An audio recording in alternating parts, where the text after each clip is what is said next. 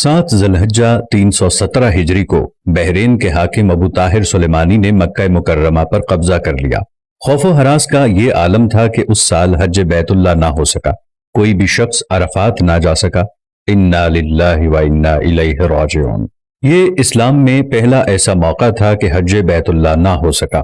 اسی ابو طاہر نے حجر اسود کو بیت اللہ سے نکالا اور اپنے ساتھ بحرین لے گیا۔ پھر بنو عباس کے خلیفہ مقتدر نے ابو طاہر سے معاہدہ کر کے فیصلہ کیا اور 3000 دینار دیا اور حجر اسود خانہ کعبہ کو واپس کیا گیا۔ یہ واپسی 339 کو ہوئی، گویا کہ 22 سال خانہ کعبہ حجر اسود سے خالی رہا۔ جب فیصلہ ہوا کہ حجر اسود کو واپس کیا جائے گا تو اس سلسلے میں خلیفہ وقت نے ایک بڑے عالم محدث عبداللہ کو حجر اسود کی وصولی کے لیے ایک وفد کے ساتھ بحرین بھجوایا۔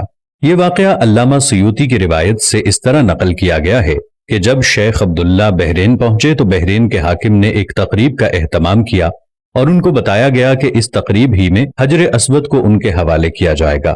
اب انہوں نے ایک پتھر جو خوشبودار تھا خوبصورت غلاف سے نکالا گیا کہ یہ حجر اسود ہے، اسے لے جائیں۔ محدث عبداللہ نے فرمایا کہ نہیں، بلکہ حجر اسود میں 2 نشانیاں ہیں، اگر اس میں یہ نشانیاں پائی جائیں تو یہ حجر اسود ہوگا، ورنہ یہ حجر اسود نہیں ہے۔ ایک تو یہ کہ حجر اسود ڈوبتا نہیں ہے، دوسرا یہ کہ آگ سے بھی گرم نہیں ہوتا۔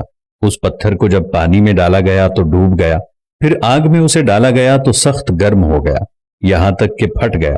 محدث عبداللہ نے فرمایا یہ ہمارا حجر اسود نہیں۔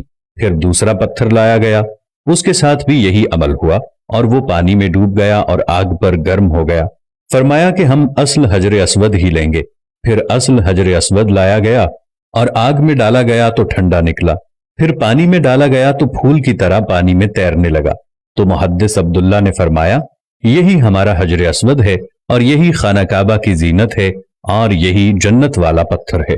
اس وقت ابو طاہر نے تعجب کیا اور پوچھا کہ یہ باتیں آپ کو کہاں سے ملی ہیں؟ تو محدث عبداللہ نے فرمایا کہ یہ باتیں ہمیں جناب رسول اللہ صلی اللہ علیہ وسلم سے ملی ہیں کہ حجر اسود پانی میں ڈوبے گا نہیں اور آگ سے گرم نہیں ہوگا، کیونکہ یہ پتھر جنت سے لایا گیا ہے اور اس پتھر کی یہ خاص خصوصیات ہیں کہ نہ ہی یہ پانی میں ڈوبے گا اور نہ ہی یہ آگ سے گرم ہوگا۔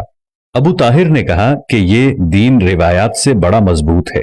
جب حجر اسود مسلمانوں کو مل گیا تو اسے ایک کمزور اونٹنی کے اوپر لادا گیا، جس نے تیز رفتاری کے ساتھ اسے خانہ کعبہ پہنچایا۔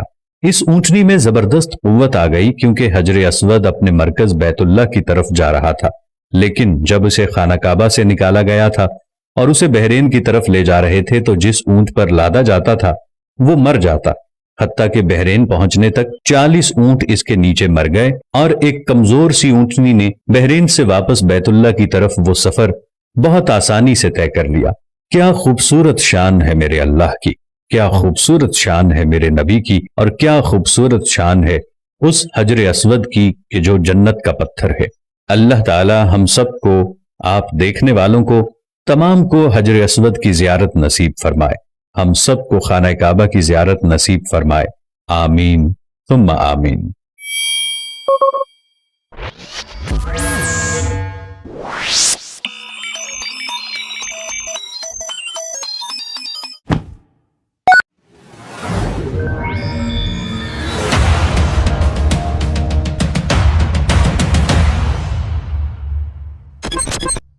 ویڈیو کو لائک تو کر لیا ہوگا دوست، اب مجھے فالو کر کے اپنا دوست بنا لو، ہمیشہ صحیح راہ دکھاؤں گا۔